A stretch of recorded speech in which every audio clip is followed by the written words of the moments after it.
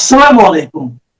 প্রিয় দর্শক, অন্য মঞ্চের আলোচনায় আপনাদের সকলকে আমন্ত্রণ জানাচ্ছি।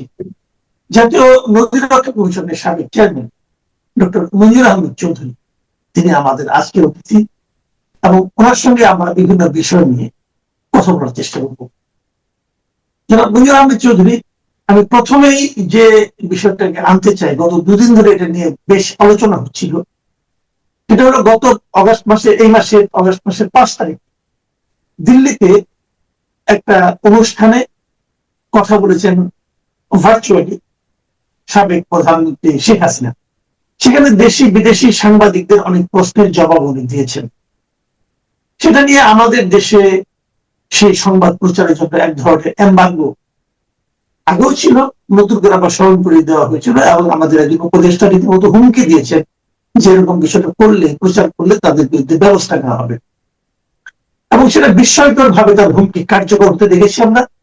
আমাদের লোকাল কোন মিডিয়া এটা নিয়ে প্রচার করেনি। সে আলোচনা আমি একটু পরে আসবো আপনার সঙ্গে, আমি বলবো আলোচনাটা।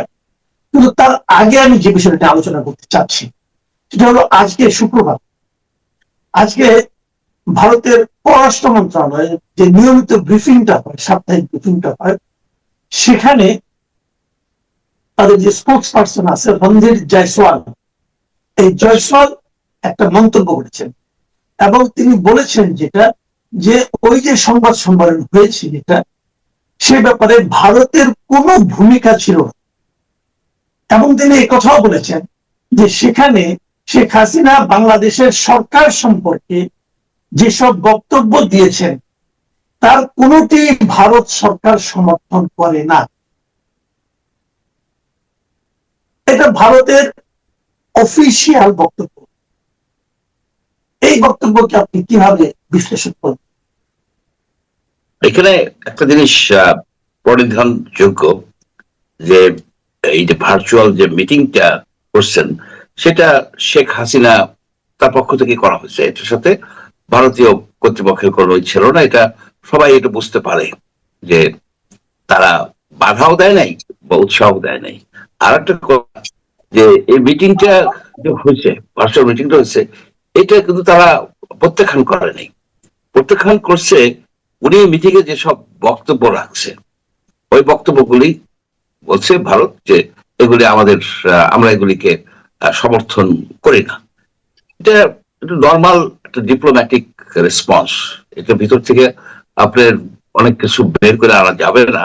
তবে একটা জিনিস, যে ভারত একটা বৃহৎ রাষ্ট্র, তার যে জিও পলিটিক্যাল ইন্টারেস্ট, তার যে আপনার কমার্শিয়াল ইন্টারেস্ট, তার বিভিন্ন রকমের যে স্বার্থ আছে, সেই সব স্বার্থ জলাঞ্জলি দিয়ে একজন ব্যক্তি যিনি জনগণ দ্বারা প্রত্যাখ্যিত হয়ে তাকে আশ্রয় নিয়েছেন, তার পক্ষ হয়ে একেবারে ঝাঁপাই পড়বে, এ ধরনের ইমোশনাল তো না। একটা রাষ্ট্র এ ধরনের ইমোশনাল না। সুতরাং শেখ হাসিনা এখানে আছেন, তিনি নিরাপদে আছেন, এ বিষয়ে কোনো সন্দেহ নাই। কিন্তু তার পক্ষ হয়ে ভারত যে বাংলাদেশের সাথে অনেক রকমের মানে ঝাঁপাই পড়বে, এটা করবে সেটা করবে, যেটা এখানে লোকজন বা আওয়ামী লীগের লোকজন ভাবে, সেটা ভাবার কোনো কারণ নাই। কিন্তু কারণ না থাকলেও একটা জিনিস হলো কি, যে ভারত কিন্তু এখনো আমাদেরকে সেভাবে বলেনি। প্রথমবার বলেছিল অনেক আগে, যখন উনি প্রথম ওখানে গেলেন। আমাদের কষ্টটা হলো কি, শেখ হাসিনা ভারতে আছেন, এটা বাস্তবতা। কিন্তু আমরা জানতেই চাই ভারতে অবস্থানকালীন ওনার স্ট্যাটাসটা, উনি কি হিসেবে আছেন? উনি কি বন্দী হিসেবে আছেন? উনি কি অতিথি হিসেবে আছেন? নাকি উনি কি অন্য একটা দেশ থেকে চলে যাওয়া একজন রাজনৈতিক নেতা হিসেবে আছেন? যেমন তিব্বতের দালাই লামা ভারতে আছেন, ওনার তো ওখানে খুব স্মুথ ওপেন মুভমেন্ট আছে, ওনার মুভমেন্টে কোনো আপত্তি নাই। উনি ওইখান থেকে আবার অন্য দেশে যাচ্ছেন, বেড়াচ্ছেন, আবার আসছেন, অনেক কিছু হচ্ছে। তো শেখ হাসিনার অবস্থানটা আমার খুব আগ্রহ হয়েছে। এবং ওনাকে আমরা কোথাও দেখিও না, কিন্তু এই যে 2 বছরে, গত 2 বছরে উনি কিন্তু একদিনের জন্য জনসমক্ষে পাবলিক কোন প্লেসে গিয়েছেন, এটা আমরা দেখিনি। ওনার কোন ছবি আমরা দেখিনি। এমনকি আমার জানার খুব আগ্রহ যে আমাদের সরকার কি জানতে চেয়েছে কখনো ভারতের কাছে যে শেখ হাসিনা কি আপনাদের কাছে আছে, উনি কি হিসেবে আছে? যেমন আমি আরেকটা কথা বলি এখানে, যেমন ধরেন আমাদের এখানে হাদি যে হত্যাকারী হিসেবে যাকে সন্দেহ করা হচ্ছে তাকে ভারতে ধরা হয়েছে, সে ভারত তাকেও পাঠায়নি, আমাদের গভর্নমেন্ট তাদেরকেও চেয়েছি, তাকেও চেয়েছি, কিন্তু তার তো একটা স্ট্যাটাস আমরা জানি, সেখানে গ্রেপ্তার হওয়া অবস্থায় আছে, তাই না? তাকে এখানে অবৈধ অনুপ্রবেশকারী হিসেবে গ্রেপ্তার করা হয়েছে। তাহলে ভারতে শেখ হাসিনার অবস্থানটা, অথবা আওয়ামী লীগের যারা সেন্ট্রাল লিডার বিভিন্ন জায়গায় আছেন তাদের অবস্থানটা কি ভারতের কাছে? এটা কি আমাদের সরকার কখনো ভারতের কাছে জানতে চেয়েছে, অথবা আপনার কি মনে হয়? আপনার এইখানে যে ভারতের যে রাষ্ট্রদূত দীনেশ ত্রিবেদী, তিনি একটা ইন্টারভিউতে বলেছেন যে শেখ হাসিনাকে প্রেসিডেন্টের স্ট্যাটাস দেওয়া হয়েছে, প্রোটোকল দেওয়া, একজন রাষ্ট্রপ্রধানের, সরকার প্রধানের না, রাষ্ট্রপ্রধানের দেওয়া হয়েছে। এবং আমরা ধারণা করতে পারি, যেমন দালাই লামাকেও কিন্তু দালাই লামা একটা সরকারের মতো পরিচালনা করে বহু বছর ধরে, 50 বছর ধরে। শেখ হাসিনাকে রাষ্ট্রীয় অতিথি হিসেবে তারা ট্রিট করতেছে, তাকে কোনো বন্দী হিসেবে না, তাকে অন্য কোনো কিছু না, তাকে অতিথি হিসেবে প্রেসিডেন্টের প্রোটোকল দিয়ে তাকে ওইখানে রাখা হয়েছে। তবে একটা জিনিস যেটা আমি ধারণা করি, যে তার যে এটা কর্মকাণ্ড কিন্তু হেভিলি রেস্ট্রিক্টেড এই কারণে বলি, তার কিন্তু কোন রকমের ভিডিও কিংবা কোনো ছবি বা কোনো একটা মিটিং এ সে বক্তব্য দিচ্ছেন এ ধরনের কিছুই কিন্তু পাওয়া যাচ্ছে না। এই যে গত 5ই আগস্টের যে বক্তৃতাটা উনি দিলেন, অডিও দিলেন, এটা নিয়ে নানাবিধ হয়েছে, আপনার নানাবিধ প্রশ্নের উদয় হয়েছে। কেন উনি ভিডিওতে ওপেনলি বলতে পারলেন না? এটা কি ওনার ইচ্ছা, বা এটা কি একটা রহস্য সৃষ্টি করা? এখানে অনেক প্রশ্নের উত্তর সৃষ্টি হয়েছে। আমার ধারণা এটা ভারত ওনাকে এটাকে অ্যালাউ করে নাই। যে ভারত যদিও বলে যে ওনার কর্মকাণ্ড, উনি ইন্ডিপেন্ডেন্ট, ওনাকে আমরা কোন রকমের বাধা দেই না, কিন্তু বুঝতে হবে যে ওনার যেমন ডিব্রিফিং করতো এই জয়সওয়াল, তারপরে এই জয়সওয়াল, আপনার জয়সওয়াল তো না, অজিত দোভাল, তারপরে সিকিউরিটি এজেন্সির লোকজন, ডিব্রিফিং করা হয় কাদেরকে? ডিব্রিফিং করা হয় কাদেরকে? যখন high value prisoner, high value লোককে পাওয়া যায়, তাদের কাছ থেকে রাষ্ট্রীয় অনেক তথ্য, উনি তো রাষ্ট্রের প্রধান ছিলেন প্রায় 15 বছর, 20 বছর, ওনার কাছে বাংলাদেশ রাষ্ট্রের অনেক রকমের তথ্য আছে বা থাকার কথা, এবং ওনার তো স্মৃতিশক্তিও বিলোপ হয় নাই। এই যে ডিব্রিফিং করা হয়, এখানে বাংলাদেশ রাষ্ট্রের কিন্তু অনেক তথ্য ভারত পেয়ে যাচ্ছে, ভারতের কাছে কিন্তু চলে যাচ্ছে। বাংলাদেশের যে স্ট্র্যাটেজি, বাংলাদেশের অনেক গোপন তথ্যই তো থাকে, কারণ এরা তো আপনার ওথ নেয়, সিক্রেসি ওথ নেয়। সেই সিক্রেসি ওথ ভঙ্গ করে শেখ হাসিনা কি ভারতকে তথ্য দিচ্ছেন? এটাও কিন্তু একটা আমাদের জানার বিষয়। আপনি এক ধরনের আশঙ্কা অনুভব করছেন যে যত দীর্ঘ সময় উনি ওখানে থাকবেন তত বেশি আমাদের যে রাষ্ট্রীয় গোপন তথ্যগুলো সেগুলোর নিরাপত্তা নিয়ে সন্দেহ প্রকাশ করার একটা সুযোগ থাকবে। নিঃসন্দেহে, এবং শুধু উনি তো না, আপনার এই যে সিক্রেসি ওথ নেয়া বহু লোক, সিক্রেসি ওথ নেয়া বহু মন্ত্রী, আপনার মিলিটারি অফিসার, তারা যে ওইখানে গেছেন, ওইখানে যে তারাও তো ডিব্রিফিং এর সম্মুখীন হচ্ছেন, এবং বাংলাদেশের অনেক তথ্য চলে যাচ্ছে। এটার একটা ইভালুয়েশন হওয়া উচিত, যে কি ধরনের তথ্য এরা দিচ্ছে। রাষ্ট্রীয় তথ্য আর এক রাষ্ট্র পেয়ে যাচ্ছে, প্রতিবেশী রাষ্ট্র, এটা আমাদের সিকিউরিটির জন্য কতটা ড্যামেজিং, এগুলি তো চিন্তার বিষয়। আচ্ছা, এটা একটা বিষয় আছে, আমি মনে করি রাষ্ট্র সরকার এ সমস্ত ব্যাপারে নিশ্চয়ই ভাববেন। আমি কিন্তু এটা খুব একটা অ্যালার্মিং ইনফরমেশন হিসাবে মনে করি, আপনি যেটা বললেন এই মুহূর্তে। আবার এর বিপরীত দিকে আমি আরো কিছু কথা বলতে চাই। এরকম ঘটনা তো ঘটতেই পারে, একটা সরকার যখন চলে যায়, সরকার যখন অন্য দেশের সরকার প্রধান যখন চলে যায়, তখন এই ধরনের আশঙ্কা তো থাকেই। তো আমি অন্য একটা প্রসঙ্গে কথা বলতে চাই, সেটা হলো যে ওই প্রেস কনফারেন্সে যারা উপস্থিত ছিলেন, অনেকে উপস্থিত ছিলেন, তাদের অনেকে বিদেশে থাকেন, কেউ কেউ যুক্তরাষ্ট্রে থাকেন, কেউ কেউ অন্য দেশে থাকেন, আবার কারো কারো ঢাকায় বাংলাদেশে তাদের প্রপার্টি আছে, বাড়ি ঘর আছে। এমন দুজনের ক্ষেত্রে আমরা দেখতে পেলাম, যেমন এখন সাকিব আল হাসান ওই দিনই সন্ধ্যার সময় প্রেস কনফারেন্সটা হলো, সাকিব আল হাসান ফিজিক্যালি ছিলেন না, বাট ওনার একটা অডিও বার্তা এবং উনি ভার্চুয়ালি যুক্ত হয়েছিলেন। ওনার বাড়িতে আগুন দেওয়া হতো। ওখানে নওফেল সাহেব ছিলেন, আমাদের শিক্ষামন্ত্রী চিটাগাংয়ের, ওনার বাড়িতে দেখলাম যে আজকে আগুন দেওয়া। তো এটা কি আপনার কাছে কাকতালীয় মনে হয়, নাকি সরকারের প্ররোচনা এটা ঘটেছে অথবা প্রশ্রয় ঘটেছে মনে হয়, নাকি এটা আরেক ধরনের মব, যে মবকে সরকার বাধা দিচ্ছে? এখানে ধরেন স্টেট নন স্টেট অ্যাক্টর আছে।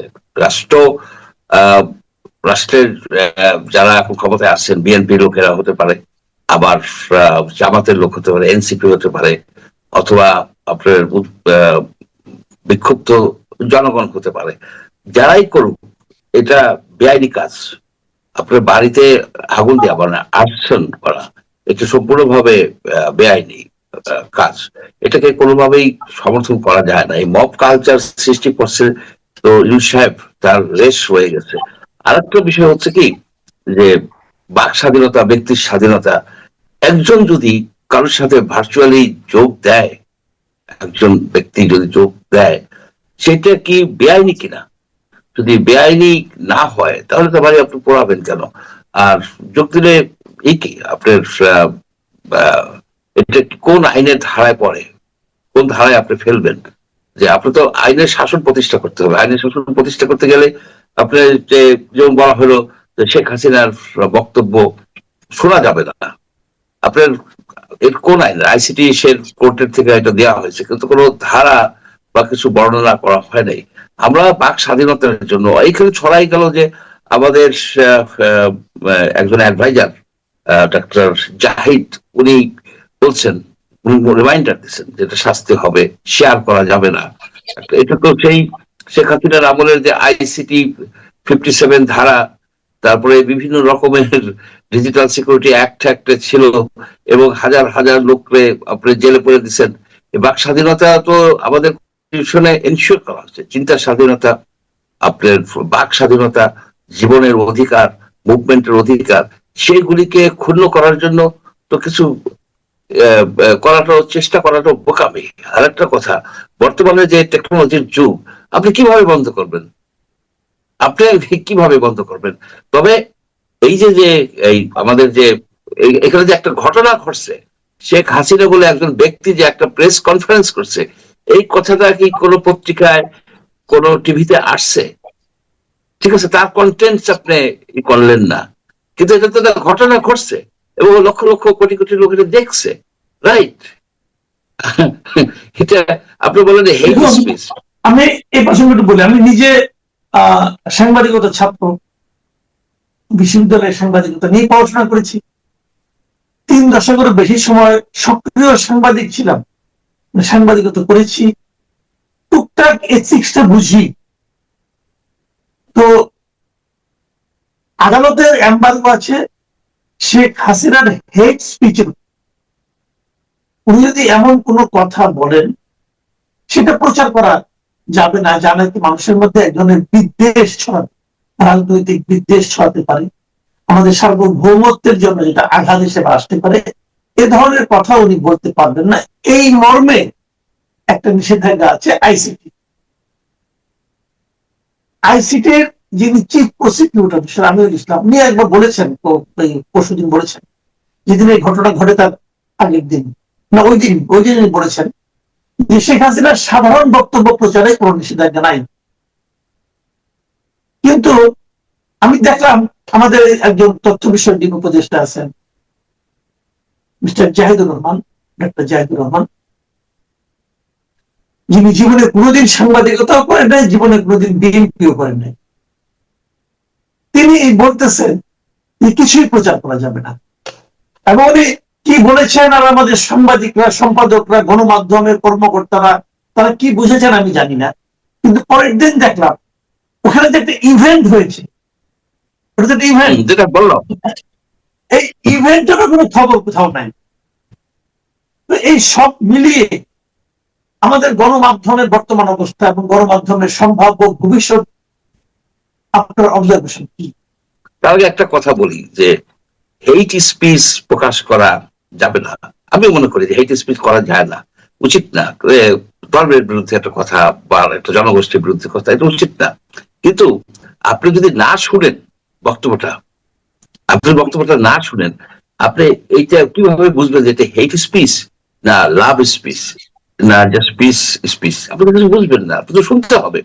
এই যে শোনার অধিকারটা, এই অধিকারটা যখন এই অ্যাডভাইজার মহোদয় আমাদের কাছ থেকে নিয়ে যেতে চায়, তখন আমাকে আমাকে মনে হয় আমার কাছে যে উনি শেখ হাসিনার একজন স্পিরিচুয়াল স্টুডেন্ট। শেখ হাসিনা হতো এইরকম বলতো, এবং এসব বলার জন্য আমরা বহু লোককে কিন্তু সে জেল খাটাইছে, বহু লোক জেল খাটছে। আমি একসময় যে ডিজিটাল সিকিউরিটি অ্যাক্টে যেসব মামলা হইতো সেগুলি আমি কাজ করছি, জড়িত ছিলাম, যে বহু লোক, কয়েক হাজার লোক এখানে কনভিকশন হয় না, কিন্তু জেল খাটে, বহু বহুদিন জেল খাটে, আদালতে যাইতে হয়, হেনস্থা হয়, মায়ের ধৈর্য খায়। তো এটা হচ্ছে আর সাংবাদিকতার ভবিষ্যৎ নিয়ে আমি কিছুটা দ্বিধান্বিত। এই কারণে এই মুহূর্তে বাংলাদেশের প্রায় 300 সাংবাদিক জেলে আছে। জেলে আছে কি হত্যা মামলায়। এখন এরা বলেন যে এরা অ্যাবেটার, অর্থাৎ শেখ হাসিনা যে হত্যাগুলি করছে তাকে তারা আহ ই করছে, মানে দিছে উৎসাহ দিছে, অ্যাবেটার। কিন্তু আপনার এখানে তো ডাইরেক্ট কোনো প্রমাণ নাই যে তারা বলছে যে আপনি মারেন, আপনি মারেন। তারা যে কাজটা করছে এটা খুব আনএথিক্যাল কাজ, ইলিগাল না, আনএথিক্যাল। সেটা হচ্ছে তারা চাটুকারিতা করতো, ব্যাপক রকমের চাটুকারিতা করতো, এত চাটুকারিতা করতো যেটা সাংবাদিকতার মধ্যে পড়ে না। এবং কিছু কিছু সাংবাদিক তো, কিছু কিছু একটা উল্লেখযোগ্য অংশই তো আপনার টাকা পয়সা লেনদেন করছে, এর কাছ থেকে টাকা নিয়ে খবর বন্ধ করে দিছে বা খবর ছাপাইছে। এ ধরনের কাজের সাথে অনেকে জড়িত ছিল বলে জানা যায়। এরা কেউই কিন্তু সাত ধোয়া তেঁতুলের বিচি না, এটা বলতে হবে। কিন্তু তারা তো হত্যাকারীও না। আপনার যে তারা যে পিস্তল হাতে যে ধাওয়ায় ধাওয়ায় লোক মারছে, স্নাইপার দিয়ে মারছে না, তাদের যে অপরাধ তারা করছে সেই অপরাধে তাদেরকে প্রসিকিউট করেন, আপনি তাদেরকে দুদকে দেন, ভালো কথা। কিন্তু আপনি তাদেরকে জেলে আটকায় রাখছেন, জামিন দিচ্ছেন না, এবং হত্যা মামলায় দিচ্ছেন, যে মামলাগুলি সবাই বলে, এবং বিএনপির লোকেরাও, বিএনপির আইনজীবীরাও বলে এই মামলাগুলির তো কোনো ভবিষ্যৎ নাই, অর্থাৎ হেনস্থা করছেন। এখন যেসব মুক্ত পাখি, অর্থাৎ মুক্ত পাখি যখন বন্দি পাখিকে দেখে, মুক্ত পাখি ভয় পায়। এই মুক্ত সাংবাদিকরা যখন বন্দি সাংবাদিকদেরকে দেখে, তাদেরকে হাত করা পড়ায়া এই আদালতে উঠানো হচ্ছে, নামানো হচ্ছে, তারা কিন্তু ভীত হয়। এই ভীতিটা, এই যে মানে ভয়ের সংস্কৃতি শেখ হাসিনা আপনার ই করে দিচ্ছিল, মানে ছড়াই দিতে পারছিল। এখন কি এই সরকারও কি সেই ভীতির সংস্কৃতি কি ছড়াই দিতে চাচ্ছে কিনা, এবং তাদের সহযোগী তো এইসব কথা থেকে বোঝাই যায়। এটা কিন্তু আমার এই গণতন্ত্রের জন্য একটা অশনি সংকেত হবে। আপনার বাক স্বাধীনতাকে রুদ্ধ করতে পারেন না, এটা আমাদের সংবিধানে দেয়া আছে। আপনি মানুষ আর পারবেনও না। আপনার এই বর্তমান যুগে আপনার বাক স্বাধীনতা রুদ্ধ করতে যাওয়া মানে আপনার একেবারে বোকার স্বর্গে বাস করা। জি, আমরা এর মধ্যে আরো কিছু জিনিস দেখতে পাচ্ছি আমাদের সংবাদ মাধ্যম নিয়ে, যে বিশেষ করে যেমন ধর সরকার পরিচালিত, সরকার মালিকানাধীন যে বিটিসি, আপনার বিটিভি আছে, বিটিভি আপনার আপনি যেখানে বাসা তার পাশেই বিটিভি, বিশাল ভবন। কিন্তু এত বড় ভবন, এত বড় ইনফ্রাস্ট্রাকচার, এত বাজেট, এটা এটার ভূমিকা আমাদের দেশের গণমাধ্যমে সাধারণ মানুষের মধ্যে কতটুকু আছে এটা নিয়ে আমার ব্যাপক সন্দেহ। মানুষ আদৌ এটা দেখে কিনা এটা নিয়েও সন্দেহ, এদের খবর শুনে কিনা এটা নিয়েও আমার কিছু সন্দেহ আছে। তার মধ্যে একজন সাংবাদিককেই তার মহাপরিচালক হিসেবে সরকার নিয়োগ দিয়েছে।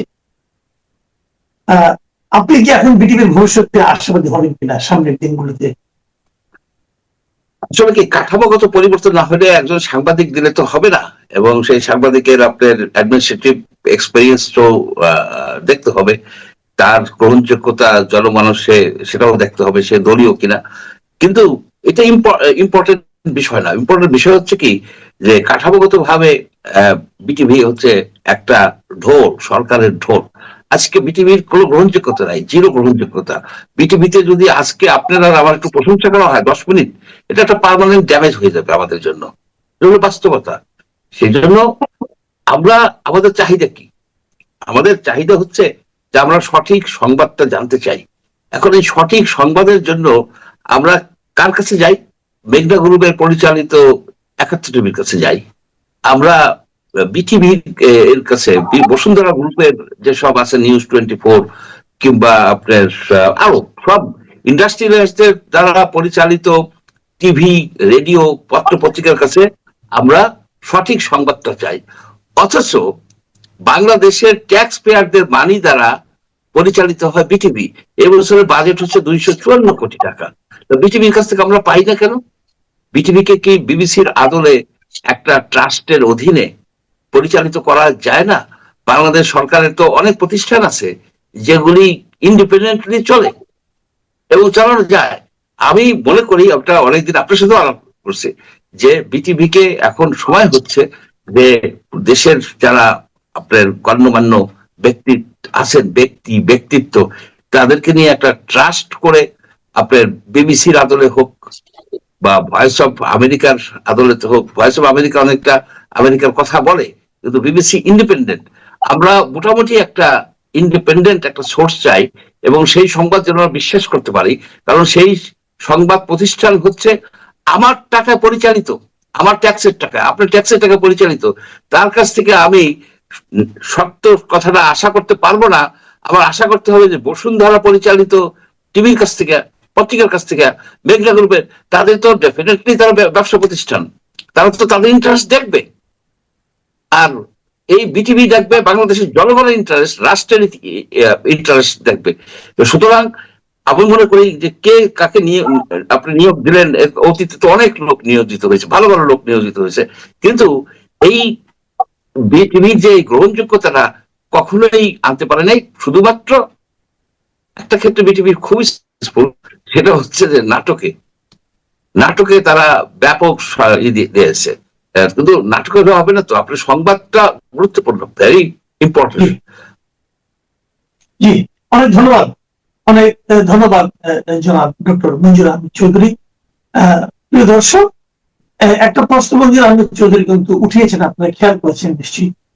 সেটা হলো, যদি আমি ওনার বক্তব্য না শুনতে পারি তাহলে আমি কি করে বুঝবো ওটা কি হেড স্পিচ অথবা নর্মাল স্পিচ? এটা হলো সেই ডিম আগে না মুরগি আগের মতো হয়ে গেল। আপনি একটা ডিম পেলেন, আপনি ভাবলেন এই ডিমের মাঝখান থেকে কি বেরোবে, মুরগি বেরোবে নাকি হাঁস বেরোবে নাকি কোনো কুৎসিত প্রাণী বেরোবে। কুৎসিত প্রাণী বের হতে পারে, এটা ভেবে যদি আপনি সব ডিম ভেঙে ফেলেন তাহলে কিন্তু আপনি সারা জীবন আর মুরগির চেহারা দেখতে পারবেন না, হাঁসের চেহারা দেখতে পারবেন না। তো এসব প্রশ্ন নিয়ে কিন্তু আলোচনার সামনে হবে, আপনারাও করবেন এই আশাই করি। আমি আপনাদের আলোচনা আমাদের সঙ্গে শেয়ার করবেন, আমরা সেগুলো নিয়ে পরবর্তীতে আবার কথা বলার চেষ্টা করব। এখন এ পর্যন্তই, আল্লাহ হাফিজ।